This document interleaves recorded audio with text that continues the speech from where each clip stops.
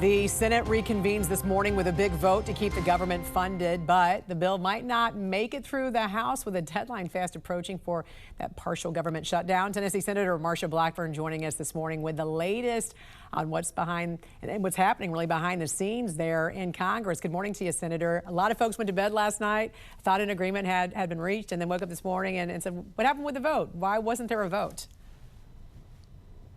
And we would have liked to have had a vote last night. Of course, what you've seen is the Democrats want to break off DHS funding, Homeland Security funding. There are many of us that think that that is inappropriate because DHS also covers FEMA. We're recovering from a major winter storm. It covers the Coast Guard, it covers TSA, all of that, in addition to ICE, which is where they have their problem. But Jan, what you will see is the agreement that is worked out. 5 of the appropriations bills will go through in a package and be voted on and confirmed. And then there will be a 2-week CR on the DHS funding. That makes certain that no funding lapses for these critical services that are needed right now in states like mine, there in Tennessee, where we have had a devastating ice storm that has truly crippled much of the mid-state. Right. And it is important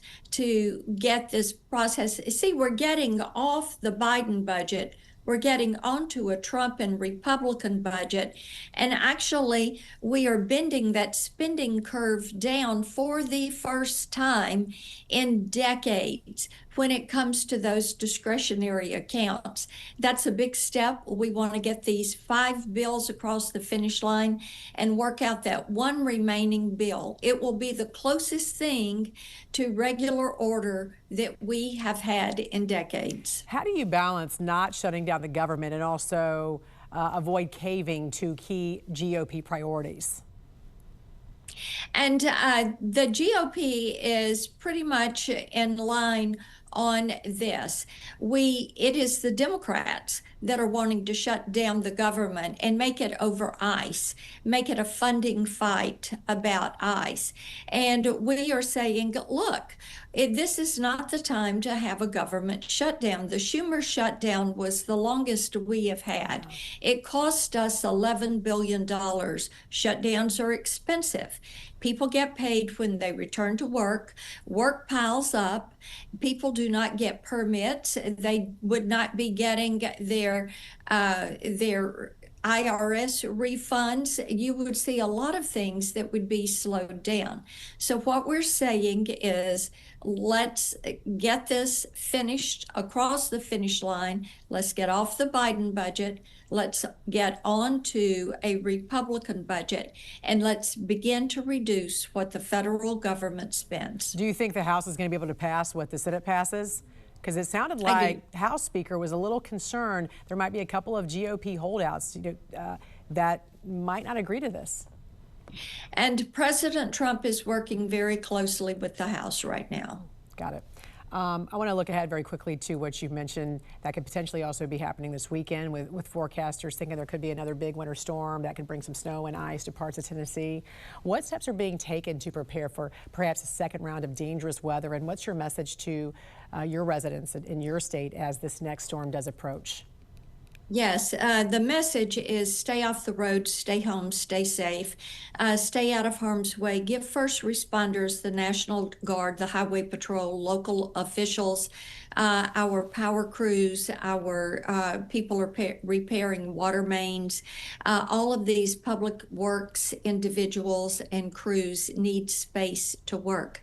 Nashville has been devastated by this, the entire mid-state area, and with this very cold weather that is going to come in back into single or low double-digit numbers over the weekend. We just want everyone to stay safe. I will say this, our governor, the National Guard, have done a terrific job. They have stepped up. They've been out helping to rescue people, move them to safety. They've been getting medical workers, healthcare workers to hospitals to care for people. They've been making well checks on the elderly, and the National Guard and the Tennessee Highway Patrol have really done a great service for the people of our state. Senator, I want to turn very quickly to another issue that you've taken the lead on this week. You pressed Live Nation executives over ticket bots and high prices.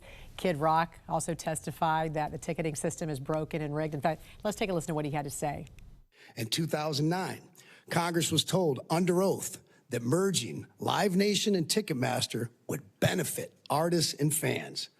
The CEO of Live Nation called the merger an experiment and promised it would increase competition, empower artists, and lower costs. Needless to say, that experiment has failed miserably. Independent venues have been crushed. Artists have lost leverage. Fans are paying more than ever and getting blamed for it. This wasn't an experiment. It was a monopoly dressed up as innovation. So with antitrust lawsuits already moving forward at this point, what real changes do you want to see, especially when it comes to these fees, these ticket bots, and then speculative pricing? Yes, indeed. Let me start with speculative tickets. This is something where they say they bought a ticket, they don't. And they do not have that ticket. People buy that ticket. It doesn't land in their email, or they get a ticket and before they get to the venue, it has disappeared. It's been recalled from their wallet or from their phone. So therefore, that needs to come to a halt. You have many that are supporting breaking apart Live Nation and Ticketmaster because of the monopolistic practices that are there. Also, there's got to be more verification of who is in the resale market.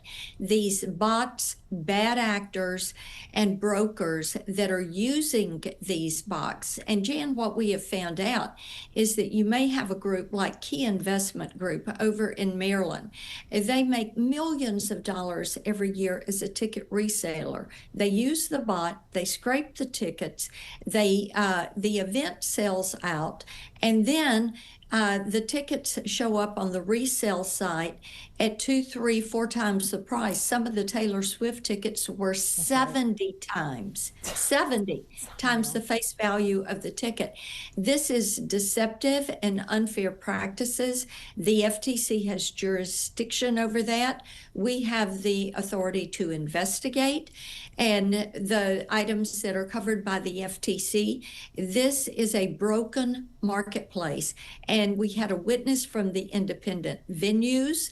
And they talked about how broken this is. We also heard from some of the resellers.